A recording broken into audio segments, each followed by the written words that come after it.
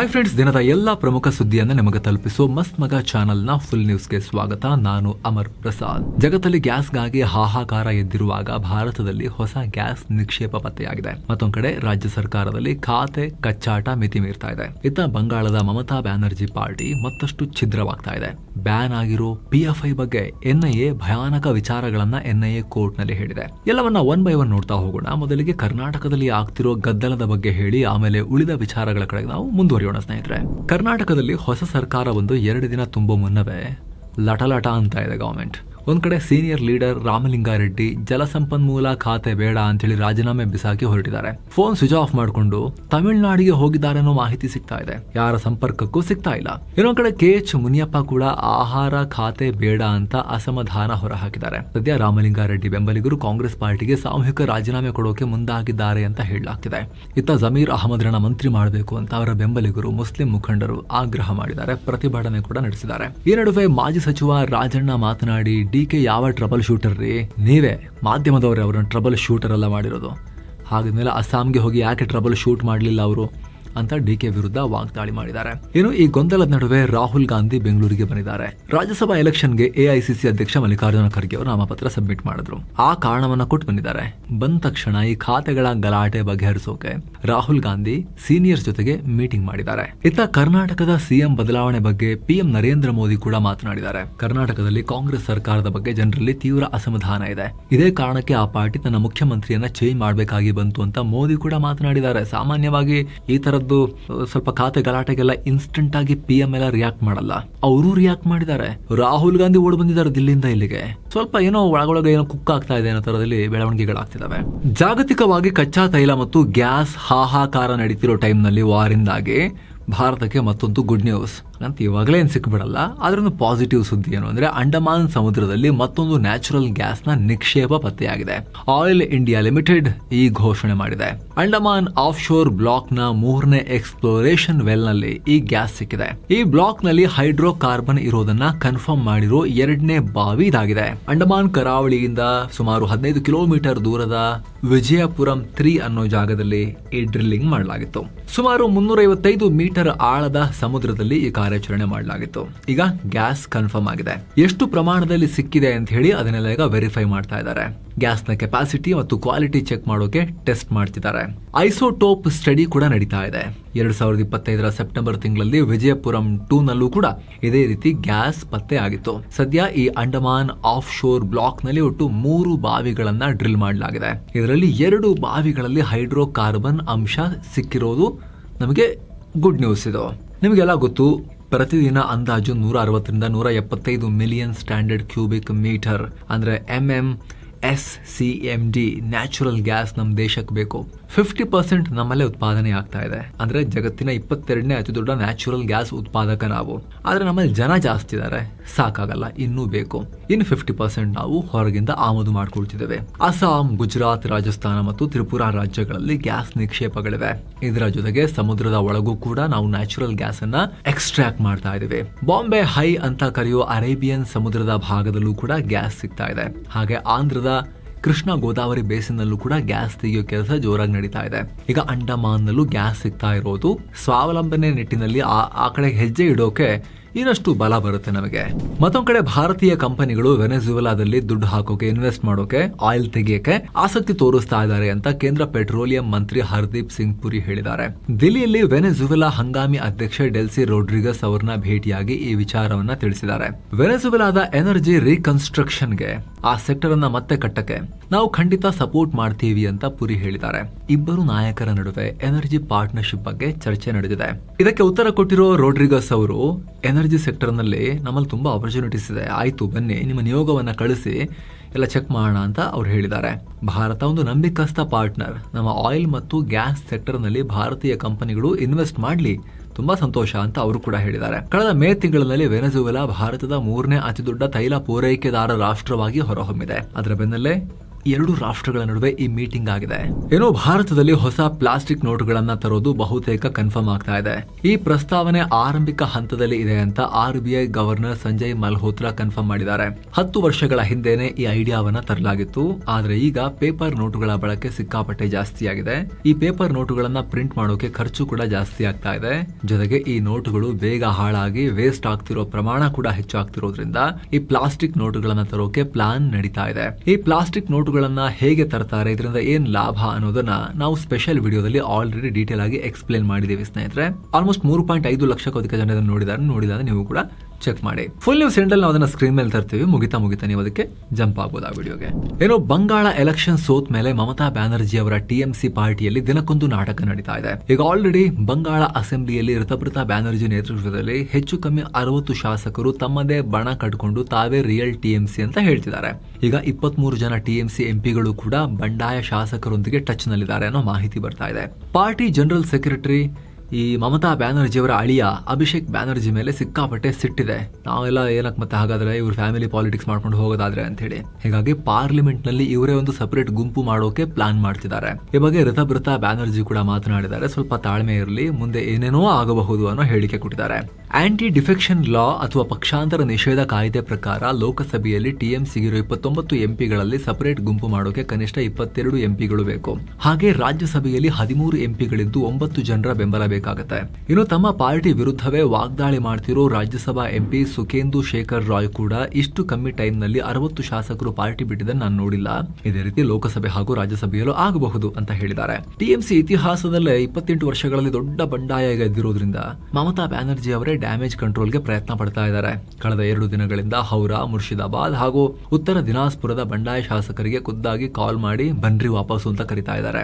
Parliament ಮಟ್ಟದಲ್ಲೂ ಕೂಡ ಬಂಡಾಯ ಶಮನ ಮಾಡೋಕೆ ಸೈಲೆಂಟ್ ಆಗಿ ಎಂಪಿಗಳಿಗೆಲ್ಲ ಕಾಲ್ ಮಾಡಿ ಕರೀತಾ ಇದ್ದಾರೆ ಅನ್ನೋ ಮಾಹಿತಿ ಇದೆ. ಆದ್ರೆ ಯಾರು ಕೇಳ್ತಾ ಇಲ್ಲ ಮಮತಾ ಬ್ಯಾನರ್ಜಿ ಹೇಳಿದನ್ನ. ಇನ್ನು ಸ್ನೇಹಿತರೆ, ಕಾಮಾಖ್ಯ ಶಕ್ತಿಪೀಠ, ಬ್ರಹ್ಮಪುತ್ರ ನದಿ, ಉಮಾನಂದ ಟೆಂಪಲ್, ವಸಿಷ್ಠ ಆಶ್ರಮ ಸೇರಿ ಈ ಎಲ್ಲ ಅದ್ಭುತ ಸ್ಥಳಗಳಿಗೆ ಹೋಗೋ ಆಸಕ್ತಿ ನಿಮಗೂ ಕೂಡ ಇದ್ರೆ ಸೆವೆನ್ ಸ್ಯಾಂಡ್ಸ್ ನವರ ಎಲ್ಲವನ್ನ ಒಳಗೊಂಡ ಪ್ಯಾಕೇಜ್ ಇಲ್ಲಿದೆ. No extra cost. ನಿಮ್ಮನ್ನ ಕನ್ನಡ ಟೂರ್ ಮ್ಯಾನೇಜರ್ ಕರ್ಕೊಂಡು ಹೋಗಿ ವಾಪಸ್ ಕರ್ಕೊಂಡ್ಬಂದು ತಲುಪಿಸ್ತಾರೆ. ಆಸಕ್ತರು ಕಾಲ್ ಮಾಡಿ ಬುಕ್ ಮಾಡ್ಕೊಂಡು ಹೋಗಿ ಬರ್ಬೋದು. ಟ್ರಾಫಿಕ್ ಫೈನ್ ಕಟ್ಟದೆ ಬಾಕಿ ಉಳಿಸ್ಕೊಂಡಿರೋರಿಗೆ ರಾಜ್ಯ ಸರ್ಕಾರ ಮತ್ತೊಮ್ಮೆ ಆಫರ್ ಕೊಟ್ಟಿದೆ. 50% ಆಫರ್ ಡಿಸ್ಕೌಂಟ್. ಜೂನ್ 21ರಿಂದ ಜುಲೈ 10ರವರೆಗೆ ಆಫರ್ ಓಪನ್ ಇರುತ್ತೆ. ಯಾರ್ದೆಲ್ಲ ಪೆನಾಲ್ಟಿ ಶೂರ್ ಇದ್ದೀರಿ ಅವರೆಲ್ಲರೂ ಕೂಡ ಹಾಫ್ ಪ್ರೈಸ್ ನಲ್ಲಿ ಕಟ್ಟಿ 50% ಅಷ್ಟೇ ಕಟ್ಟಿ ಎಲ್ಲ ಚುಕ್ತಾ ಮಾಡ್ಕೋಬಹುದು. ಬ್ಯಾನ್ ಆಗಿರೋ PFI ಸಂಘಟನೆ ಬಗ್ಗೆ NIA ಕೋರ್ಟ್ ನಲ್ಲಿ ಶಾಕಿಂಗ್ ವಿಚಾರವನ್ನ ಉಲ್ಲೇಖ ಮಾಡಲಾಗಿದೆ. ಏನ್ ಹೇಳಿದೆ ಗೊತ್ತಾ? ರಾಷ್ಟ್ರೀಯ ತನಿಖಾ ದಳ PFI ಅತಿ ಭಯಾನಕ ಸಂಘಟನೆ, ಇವರನ್ನ ಸುಮ್ಮನೆ ಬಿಟ್ಟಿದ್ರೆ ದೇಶದಲ್ಲಿ ನಾಗರಿಕ ಯುದ್ಧ ಮಾಡಕ್ಕೆ ಇವರು ಪ್ಲಾನ್ ಮಾಡಿದ್ರು ಅಂತ ಹೇಳಿ NIA ಹೇಳಿದೆ. ಕೋರ್ಟ್ ಅಲ್ಲಿ ವಾದ ಮಾಡುವಾಗ PFI ಪರ ಲಾಯರ್ ಏನ್ ಹೇಳಿದ್ರು ಗೊತ್ತಾ? RSS ನವರು ಹಿಂದೂ ರಾಷ್ಟ್ರ ಅಂತ ಕೇಳ್ತಾರೆ. ಹಂಗಿರ್ಬೇಕಾದ್ರೆ PFI ಅಂತದೇ ಒಂದು ಸಂಘಟನೆ, ನಾವು ಇಸ್ಲಾಮಿಕ್ ರಾಷ್ಟ್ರ ಬೇಕು ಅಂತ ಕೇಳಿದ್ರೆ ತಪ್ಪೇನು ಅಂತ ಪ್ರಶ್ನೆ ಮಾಡಿದ್ರು. ಇದಕ್ಕೆ NIA ಪರ ಲಾಯರ್ ರಾಹುಲ್ ತ್ಯಾಗಿ ಈ ರೀತಿ ಉತ್ತರ ಕೊಟ್ಟಿದ್ದಾರೆ. ಸಮಾಜ ಸೇವೆ ಮಾಡ್ತೀವಿ ಅಂತ ಹೇಳ್ಕೊಂಡು ಮುಸ್ಲಿಂ ಯುವಕರ ಬ್ರೈನ್ ವಾಶ್ ಮಾಡಿ ಹಿಂದೂಗಳ ವಿರುದ್ಧ ಎತ್ತಿಕಟ್ಟಿ ದ್ವೇಷ ತುಂಬಿ ಇಸ್ಲಾಮಿಕ್ ಸ್ಟೇಟ್ ತರ ಜಿಹಾದಿ ಗುಂಪು ಮಾಡೋಕೆ ಇವರಿಗೆ ಪ್ಲಾನ್ ಇತ್ತು ಅಂತ ಹೇಳಿದ್ದಾರೆ NIA ಲಾಯರ್. ಹಾಗೆ RSS ಒಂದು ನ್ಯಾಷನಲಿಸ್ಟ್ ಸಂಘಟನೆ, ಅವರು ಪಾಕಿಸ್ತಾನ ಜೊತೆ ಕೈ ಜೋಡಿಸಲ್ಲ. ಆದ್ರೆ PFI ನವ್ರದ್ದು ಬೇರೆದೇ ಲೆಕ್ಕ. ಇವರು ಕಾಡರ್ಗಳಿಗೆ ಸಿರಿಯಾ ಕರ್ಕೊಂಡು ಹೋಗಿ ISIS ಟ್ರೈನಿಂಗ್ ಎಲ್ಲ ಕೊಟ್ಟು ಅದೇ ಟೆಕ್ನಿಕ್ ಅನ್ನ ಭಾರತದಲ್ಲಿ ಬಳಸೋಕೆ ಕೋಚಿಂಗ್ ಕೊಡ್ತಾ ಇದ್ರು ಅನ್ನೋ ಗಂಭೀರ ಅಂಶಗಳನ್ನ ಉಲ್ಲೇಖ ಮಾಡಿದ್ದಾರೆ. ಅಷ್ಟು ಮಾತ್ರ ಅಲ್ಲ, BJP ಮತ್ತು ವಿಶ್ವ ಹಿಂದೂ ಪರಿಷತ್ ನಾಯಕರನ್ನ ಮುಗಿಸೋಕೆ ಅಂತಲೇ PFI ಒಂದು ಹಿಟ್ ಲಿಸ್ಟ್ ಅನ್ನ ಕೂಡ ರೆಡಿ ಮಾಡಿತ್ತು. ಇದಕ್ಕೆ ಅಂತಲೇ ಖುರ್ಷಿದ್ ಅನ್ನೋ ಪ್ರತ್ಯೇಕ ಡಿಪಾರ್ಟ್ಮೆಂಟ್ ಅನ್ನ ಕೂಡ ಓಪನ್ ಮಾಡಿಕೊಂಡಿದ್ರು ಅಂತ NIA ಕೋರ್ಟ್ಗೆ ಹೇಳಿದೆ. ಏನೋ ನೀಟ್ ಲೀಕ್ ಖಂಡಿಸಿ ಕೇಂದ್ರ ಶಿಕ್ಷಣ ಸಚಿವ ಧರ್ಮೇಂದ್ರ ಪ್ರಧಾನ್ ರಾಜೀನಾಮೆಗೆ ಆಗ್ರಹಿಸಿ ಜೂನ್ 6ನೇ ತಾರೀಕು ದಿಲ್ಲಿಯಲ್ಲಿ ಕಾಕ್ರೋಚ್ ಪಾರ್ಟಿ, ಜಿರಳೆ ಪಕ್ಷ ಪ್ರತಿಭಟನೆಗೆ ಪ್ಲಾನ್ ಮಾಡಿದೆ.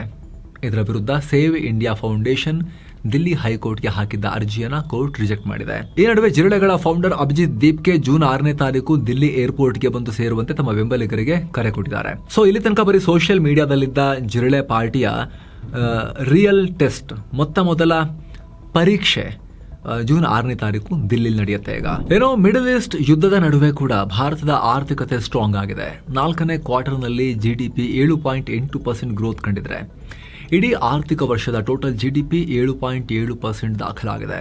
ಇದು ಸರ್ಕಾರದ ಅಂದಾಜಿಗಿಂತಲೂ ಜಾಸ್ತಿ ಇದೆ. ಸರ್ಕಾರ 7.7% ಅಂದಾಜು ಮಾಡಿತ್ತು. ಈ ಉತ್ತಮ ಗ್ರೋತ್ಗೆ ಕೃಷಿ, ಕನ್ಸ್ಟ್ರಕ್ಷನ್ ಹಾಗೂ ಪ್ರೈವೇಟ್ ಇನ್ವೆಸ್ಟ್ಮೆಂಟ್ ಮೇನ್ ಕಾರಣ. ಪ್ರೈವೇಟ್ ಇನ್ವೆಸ್ಟ್ಮೆಂಟ್ 8.2%ನಿಂದ 10.8%ಗೆ ಜಂಪ್ ಆಗಿ 3 ವರ್ಷದ ಹೈಯೆಸ್ಟ್ ದಾಖಲೆ ಬರೆದಿದೆ. ಕೃಷಿ ವಲಯ 1.7%ನಿಂದ 3.6% ಹಾಗೂ ಕನ್ಸ್ಟ್ರಕ್ಷನ್ 6.7%ನಿಂದ 8.4%ಗೆ ಏರಿಕೆಯಾಗಿದೆ. ಆದರೆ ಮ್ಯಾನುಫ್ಯಾಕ್ಚರಿಂಗ್ ಗ್ರೋತ್ 12.8%ನಿಂದ 7.3%ಗೆ ಹಾಗೂ ಕನ್ಸ್ಯೂಮರ್ ಸ್ಪೆಂಡಿಂಗ್ 8.2%ನಿಂದ 7.1%ಗೆ ಡೌನ್ ಆಗಿದೆ. ಮಿಡಲ್ ಈಸ್ಟ್ ಯುದ್ಧದಿಂದಾಗಿ ಮಾರ್ಚ್ ಕ್ವಾರ್ಟರ್ನಲ್ಲಿ ಆರ್ಥಿಕತೆಗೆ ಅಷ್ಟೇನು ಎಫೆಕ್ಟ್ ಇನ್ನು ಕಾಣಿಸ್ಕೊಂಡಿಲ್ಲ. ಆದರೆ ನೆಕ್ಸ್ಟ್ ಏಪ್ರಿಲ್ ಜೂನ್ ಕ್ವಾರ್ಟರ್ನಿಂದ ಜಿಡಿಪಿ ಗ್ರೋತ್ ಸ್ವಲ್ಪ ಡಲ್ ಆಗಬಹುದು ಅಂತ ಅರ್ಥಶಾಸ್ತ್ರಜ್ಞರುಗಳು ಅಂದಾಜು ಮಾಡಿದ್ದಾರೆ. ಏನೋ ಮಣಿಪುರದಲ್ಲಿ ಮತ್ತೆ ಹಿಂಸಾಚಾರ ಭುಗಿಲೆದ್ದಿದೆ. ಬಂಡುಕೋರರ ಅಟ್ಟಹಾಸಕ್ಕೆ 3 ಪ್ರಾಣ ಕಳ್ಕೊಂಡಿದ್ದಾರೆ. ಕಾಂಗ್ಪೋಕ್ಪಿ ಜಿಲ್ಲೆಯ ಲಾಯ್ಬೋಲ್ ಖುಲೆನ್ ಗ್ರಾಮದಲ್ಲಿ ಈ ಘಟನೆಯಾಗಿದೆ. 7 ಮನೆಗಳಿಗೆ ಬೆಂಕಿ ಇಟ್ಟಿದ್ದಾರೆ. National socialist council of Nagaland ಹಾಗೂ ಅದರ ಅಂಗಸಂಸ್ಥೆ ಬಂಡುಕೋರರು ಈ ಕೃತ್ಯ ಮಾಡಿದ್ದಾರೆ ಅಂತ ಕುಕಿ ಸಂಘಟನೆಗಳು ಆರೋಪ ಮಾಡಿದ್ದಾರೆ. ಇತ್ತ ಅರುಣಾಚಲ ಪ್ರದೇಶದಲ್ಲಿ ಅಕ್ರಮ ಮಸೀದಿಗಳ ವಿರುದ್ಧ ಸರ್ಕಾರ ದೊಡ್ಡ ಆಕ್ಷನ್ ತಗೊಂಡಿದೆ. ಇಟಾನಗರ್ ಕ್ಯಾಪಿಟಲ್ ರೀಜನ್ ನಲ್ಲಿರೋ 15 ಅಕ್ರಮ ಮಸೀದಿಗಳನ್ನ ಸೀಲ್ ಮಾಡಲಾಗಿದೆ. ಜನಸಂಖ್ಯಾ ಬದಲಾವಣೆ ಮತ್ತು ಅಕ್ರಮ ವಲಸೆ ವಿರುದ್ಧ ಅಲ್ಲಿನ ಜನರೇ ದೊಡ್ಡ ಪ್ರತಿಭಟನೆ ಮಾಡಿದ್ರು. ಬಂದ್ ಕೂಡ ಕರೆ ಕೊಡಲಾಗಿತ್ತು.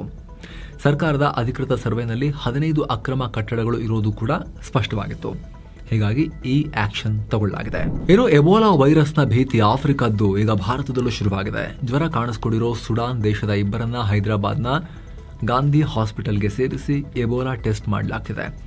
ಇದರಲ್ಲಿ ಒಬ್ಬರು 20 ವರ್ಷದ ಸ್ಟೂಡೆಂಟ್. ಇವರ ಕಂಡೀಷನ್ ಈಗ ಇಂಪ್ರೂವ್ ಆಗಿದೆ, ಜ್ವರ ಕಮ್ಮಿಯಾಗಿದೆ. ಇವರ ಜೊತೆಗಿದ್ದವರಿಗೆ ಮನೆಯಲ್ಲೇ ಐಸೋಲೇಷನ್ ಅಲ್ಲಿ ಇರೋಕೆ ಸೂಚಿಸಲಾಗಿದೆ. 2ನೇ ಪೇಷಂಟ್ 35 ವರ್ಷದ ವ್ಯಕ್ತಿ ಮಂಡಿ ಆಪರೇಷನ್ ಮಾಡಿಸ್ಕೊಳ್ಳೋಕೆ ಅಂತ ಹೈದರಾಬಾದ್ ಏರ್ಪೋರ್ಟ್ಗೆ ಬಂದಾಗ ಥರ್ಮಲ್ ಸ್ಕ್ರೀನಿಂಗ್ ನಲ್ಲಿ ಜ್ವರ ಇರೋದು ಕಾಣಿಸಿದೆ. ಯಾವ ಜ್ವರ ಅಂತ ಹೇಳಿ ಈಗ ಹಾಸ್ಪಿಟಲ್ಗೆ ಅವರನ್ನ ಶಿಫ್ಟ್ ಮಾಡಿ ಚೆಕ್ ಮಾಡಲಾಗ್ತಿದೆ. ಮತ್ತೊಂದು ಕಡೆ ರಾಜಸ್ಥಾನದಲ್ಲೂ ಕೂಡ ಶಾರ್ಜಾದಿಂದ ಜೈಪುರಕ್ಕೆ ಬಂದಿದ್ದ 19 ವರ್ಷದ ಉಗಾಂಡ ಟೂರಿಸ್ಟ್ಗೆ ಎಬೋಲಾ ಸಿಂಪ್ಟಮ್ಸ್ ಕಾಣಿಸಿದೆ. ಹೀಗಾಗಿ ಆಕೆಯನ್ನ ಕೂಡ ರಾಜಸ್ಥಾನ ಯೂನಿವರ್ಸಿಟಿ ಆಫ್ ಹೆಲ್ತ್ ಸೈನ್ಸಸ್ಗೆ ಅಲ್ಲಿಗೆ ಅಡ್ಮಿಟ್ ಮಾಡಿ ಟೆಸ್ಟಿಂಗ್ ನಡೆಸಲಾಗ್ತಾ ಇದೆ. ಏನೋ ಮಿಡಲ್ ಈಸ್ಟ್ ವಾರ್ನ ಪರಿಣಾಮ ನಮ್ಮ ದೇಶದ ಕ್ಯಾನ್ಸರ್ ರೋಗಿಗಳಿಗೂ ತಡ್ತಾ ಇದೆ. ಕ್ಯಾನ್ಸರ್ ಟ್ರೀಟ್ಮೆಂಟ್ಗೆ ಕಾಮನ್ ಆಗಿ ಬಳಸೋ ಸಿಸ್ಪ್ಲಾಟಿನ್ ಮತ್ತು ಕಾರ್ಬೋಪ್ಲಾಟಿನ್ ಅನ್ನೋ ಕಿಮೋಥೆರಪಿ ಔಷಧಿಗಳಿಗೆ ದೇಶಾದ್ಯಂತ ಶಾರ್ಟೇಜ್ ಆಗಿದೆ. ಕಳೆದ 2 ವಾರಗಳಿಂದ ಈ ಮೆಡಿಸಿನ್ ಮೆಡಿಕಲ್ ಸ್ಟೋರ್ಗಳಲ್ಲಿ ಸರಿಯಾಗಿ ಸಿಗ್ತಾ ಇಲ್ಲ. ದಿಲ್ಲಿ ಮತ್ತು ಮುಂಬೈನ ಪ್ರಮುಖ ಕ್ಯಾನ್ಸರ್ ತಜ್ಞರು ಈ ಬಗ್ಗೆ ಆತಂಕ ವ್ಯಕ್ತಪಡಿಸಿದ್ದಾರೆ. ಬಾಯಿ, ಶ್ವಾಸಕೋಶ, ಬ್ರೆಸ್ಟ್ ಕ್ಯಾನ್ಸರ್ ಸೇರಿದ ಹಾಗೆ 10 ರೋಗಗಳಲ್ಲಿ 7 ರೀತಿಯ ಕ್ಯಾನ್ಸರ್ ರೋಗಿಗಳಿಗೆ ಈ ಔಷಧಿ ಬೇಕೇ ಬೇಕು. ಇದ್ದ ಸ್ವಲ್ಪ ಸ್ಟಾಕ್ ಅನ್ನ ಹೋಲ್ಸೇಲ್ ವ್ಯಾಪಾರಿಗಳು ರಿಟೇಲರ್ಗಳಿಗೆ ಕೊಡುವ ಬದಲು ಡೈರೆಕ್ಟ್ ಆಗಿ ಪೇಷಂಟ್ಸ್ಗೆ ಮಾರ್ತಿದ್ದಾರೆ. ಈ ಶಾರ್ಟೇಜ್ಗೆ ಅಸಲಿ ಕಾರಣ ಕಚ್ಚಾ ವಸ್ತುಗಳ ಬೆಲೆ ಏರಿಕೆಯಾಗಿರೋದು. ಈ ಮೆಡಿಸಿನ್ ತಯಾರಿಸೋಕೆ ಪ್ಲಾಟಿನಂ ಲೋಹ ಬೇಕು. 2023ರ ಮಧ್ಯದಲ್ಲಿ 1 ಗ್ರಾಮ್ ಪ್ಲಾಟಿನಂ ಬೆಲೆ 2700 ರೂಪಾಯಿ ಇತ್ತು. ಆದರೆ ಈಗ ಅದು 7800 ರೂಪಾಯಿಗೆ ರೀಚ್ ಆಗಿದೆ. ಜಗತ್ತಿಗೆ ಅತಿ ಹೆಚ್ಚು ಪ್ಲಾಟಿನಂ ಸಪ್ಲೈ ಮಾಡೋ ದಕ್ಷಿಣ ಆಫ್ರಿಕಾದಲ್ಲೂ ಕೂಡ ಇದರ ಕೊರತೆ ಇದೆ. ಇದೆಲ್ಲದರ ಜೊತೆಗೆ ಭಾರತಕ್ಕೆ ಬೇಕಿರೋ 50% ಪ್ಲಾಟಿನಂ UAEಯಿಂದ ಬರುತ್ತೆ. ಆದರೆ ವಾರಿಂದಾಗಿ ಈ ಸಪ್ಲೈ ಚೈನ್ಗೆ ಪೆಟ್ಟು ಬಿದ್ದಿದೆ. ಇನ್ನೊಂದು ಕಡೆ ಕಚ್ಚಾ ವಸ್ತುಗಳ ರೇಟ್ ಜಾಸ್ತಿ ಆದ್ರೂ ಫಾರ್ಮಾ ಕಂಪನಿಗಳಿಗೆ ಮೆಡಿಸಿನ್ ರೇಟ್ ಹೆಚ್ಚಿಸೋಕಾಗ್ತಾ ಇಲ್ಲ. ಯಾಕಂದ್ರೆ ಈ ಔಷಧಗಳು ಸರ್ಕಾರದ ಔಷಧ ಬೆಲೆ ನಿಯಂತ್ರಣ ಆರ್ಡರ್ ಅಧೀನದಲ್ಲಿ ಬರ್ತವೆ. ಇದರ ಪ್ರಕಾರ ಬೆಲೆ ಏರಿಸೋ ಹಾಗಿಲ್ಲ. ಸೊ ರೇಟ್ ಜಾಸ್ತಿ ಮಾಡೋಕ್ಕೂ ಆಗದೆ ಕಂಪನಿಗಳು ಇದರ ಪ್ರೊಡಕ್ಷನ್ ಅನ್ನೇ ಕಮ್ಮಿ ಮಾಡಿವೆ. ಇದರಿಂದ ಮಾರ್ಕೆಟ್ನಲ್ಲಿ ಈ ಔಷಧಗಳ ಕೊರತೆ ಉಂಟಾಗಿದೆ. ಇದರ ಮಧ್ಯೆ ತಮಿಳುನಾಡು ಬಿಜೆಪಿಗೆ ಮತ್ತೊಂದು ಆಘಾತ ಎದುರಾಗಿದೆ. ಅಣ್ಣಾಮಲೈ ರಾಜೀನಾಮೆ ಬೆನ್ನಲ್ಲೇ ಕೆಲ ಗಂಟೆಗಳಲ್ಲೇ ಪಾರ್ಟಿಯ ಇನ್ನಿಬ್ಬರು ಪ್ರಮುಖರು ರಾಜೀನಾಮೆ ಕೊಟ್ಟಿದ್ದಾರೆ. ತಮಿಳುನಾಡು ಬಿಜೆಪಿಯ ರಾಜ್ಯ ಉಪಾಧ್ಯಕ್ಷ ಕರು ನಾಗರಾಜನ್ ಮತ್ತು ರಾಜ್ಯ ಕಾರ್ಯದರ್ಶಿ ಸುಮತಿ ವೆಂಕಟೇಶ್ ರಾಜೀನಾಮೆ ಕೊಟ್ಟಿದ್ದಾರೆ. ಇದರಲ್ಲಿ ಕರು ನಾಗರಾಜನ್ ಅಣ್ಣಾಮಲೈರ ಹೊಸ ಪಾರ್ಟಿಗೆ ಸೇರ್ತೀನಿ ಅಂತ ಆಲ್ರೆಡಿ ಕನ್ಫರ್ಮ್ ಕೂಡ ಮಾಡಿದ್ದಾರೆ. ಇನ್ನೊಂದು ಕಡೆ ದಿಲ್ಲಿಯಿಂದ ರಾಜೀನಾಮೆ ಕೊಟ್ಟು ಅಣ್ಣಾಮಲೈ ತಮಿಳುನಾಡಿಗೆ ಹೋಗಿ ಇಳಿತಾ ಇದ್ದ ಹಾಗೆ ಏರ್ಪೋರ್ಟ್ ನಲ್ಲಿ ಭಾರಿ ಅದ್ಭುತ ವೆಲ್ಕಮ್ ಅನ್ನ ಜನ ಅವರಿಗೆ ಕೊಟ್ಟಿದ್ದಾರೆ. ಜನಸಾಗರನೇ ಏರ್ಪೋರ್ಟ್ ನಲ್ಲಿ ಸೇರಿತ್ತು. ಇನ್ನು ತಮಿಳುನಾಡು ಬಿಜೆಪಿಯಲ್ಲಿ ನಡೆದಿರೋ ಡೆವಲಪ್ಮೆಂಟ್ಸ್ ಈಗ ಪಕ್ಕದ ಆಂಧ್ರ ಮೇಲೂ ಪರಿಣಾಮ ಬೀರ್ತಾ ಇದೆ. ತಮಿಳುನಾಡು ಬಿಜೆಪಿಯ ಮಾಜಿ ಅಧ್ಯಕ್ಷ ಕೆ ಅಣ್ಣಾಮಲೈ ಪಾರ್ಟಿಗೆ ರಾಜೀನಾಮೆ ಕೊಟ್ಟಿರೋದ್ರಿಂದ ಆಂಧ್ರದಲ್ಲಿ ತನಗೆ ಸಿಗಬೇಕಾಗಿದ್ದ 1 ರಾಜ್ಯಸಭಾ ಸೀಟನ್ನು ಬಿಜೆಪಿ ಈಗ ಟಿಡಿಪಿಗೆ ಬಿಟ್ಟುಕೊಟ್ಟಿದೆ. ಮೊದಲು ಟಿಡಿಪಿಗೆ 2, ಬಿಜೆಪಿಗೆ 1 ಮತ್ತು ಜನಸೇನಾಗೆ 1 ಸೀಟ್ ಅಂತ ಫಿಕ್ಸ್ ಆಗಿತ್ತು.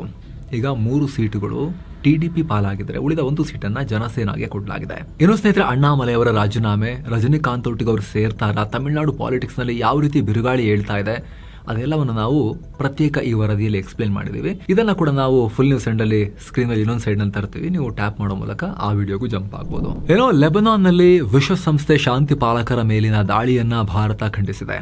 ಘಟನೆ ಬಗ್ಗೆ ಕೂಡಲೇ ತನಿಖೆ ಆಗಬೇಕು, ತಪ್ಪು ಮಾಡಿದವರಿಗೆ ಶಿಕ್ಷೆ ಆಗಬೇಕು ಅಂತ ಹೇಳಿದೆ. ಬುಧವಾರ ನಡೆದ ದಾಳಿಯಲ್ಲಿ ಸರ್ಬಿಯಾ ದೇಶದ ಒಬ್ಬ ಯೋಧ ಮೃತಪಟ್ಟಿದ್ರು. ಸ್ಪೇನ್ ಮತ್ತು ಎಲ್ ಸಲ್ವಡಾರ್ನ 2 ಯೋಧರಿಗೆ ಗಾಯಗಳಾಗಿದ್ವು. ಈ ದಾಳಿ ಮಾಡಿದ್ದು ಇಸ್ರೇಲ ಹೆಜ್ಬುಲ್ಲಾನ ಕ್ಲಾರಿಟಿ ಸಿಗಬೇಕಾಗಿದೆ. ಇತ್ತ ಭಾರತ ಮತ್ತು ಅಮೆರಿಕದ ಟ್ರೇಡ್ ಅಗ್ರಿಮೆಂಟ್ ಬಗ್ಗೆ ಹೊಸ ಅಪ್ಡೇಟ್. ಮುಂದಿನ ತಿಂಗಳ ಮಧ್ಯದಲ್ಲಿ ಈ ಟ್ರೇಡ್ ಡೀಲ್ನ ಮೊದಲ ಹಂತ ಫೈನಲ್ ಆಗುತ್ತೆ ಅಂತ ವಾಣಿಜ್ಯ ಸಚಿವ ಪಿಯೂಷ್ ಗೋಯಲ್ ಹೇಳಿದ್ದಾರೆ. ಇನ್ನು ಭಾರತದ ಷೇರುಪೇಟೆ ರೆಡ್ನಲ್ಲಿ ಎಂಡ್ ಆಗಿದೆ. ವಾರದ ವಹಿವಾಟಿನ ಅಂತ್ಯಕ್ಕೆ ಸೆನ್ಸೆಕ್ಸ್ 116 ಪಾಯಿಂಟ್ಸ್ ಅಥವಾ 0.16% ಡೌನ್ ಆಗಿ 74,243ಕ್ಕೆ ತಲುಪಿದೆ. ನಿಫ್ಟಿ 49 ಪಾಯಿಂಟ್ಸ್ ಅಥವಾ 0.21% ಬಿದ್ದು 23,366ಕ್ಕೆ ತಲುಪಿದೆ. ಇತ್ತ ಮಿಡ್ ಕ್ಯಾಪ್ ಇಂಡೆಕ್ಸ್ 0.29% ಡೌನ್ ಆಗಿದೆ. ಸ್ಮಾಲ್ ಕ್ಯಾಪ್ ಇಂಡೆಕ್ಸ್ 0.01% ಜಂಪ್ ಆಗಿದೆ. RBI ತನ್ನ MPC ಮೀಟಿಂಗ್ನಲ್ಲಿ ಬಡ್ಡಿ ದರವನ್ನು ಚೇಂಜ್ ಮಾಡಿಲ್ಲ, ಯಥಾಸ್ಥಿತಿಯನ್ನೇ ಕಾಯ್ದುಕೊಳ್ತು. ದೇಶದ ಗ್ರೋತ್ ರೇಟ್ ಅನ್ನು ಕೂಡ 6.6%ಗೆ ಇಳಿಸಿದೆ. ಹಾಗೇನೆ ಹಣದುಬ್ಬರ 5.1%ಗೆ ಏರಿಕೆಯಾಗುತ್ತೆ ಅಂತಲೂ ಹೇಳಿದೆ.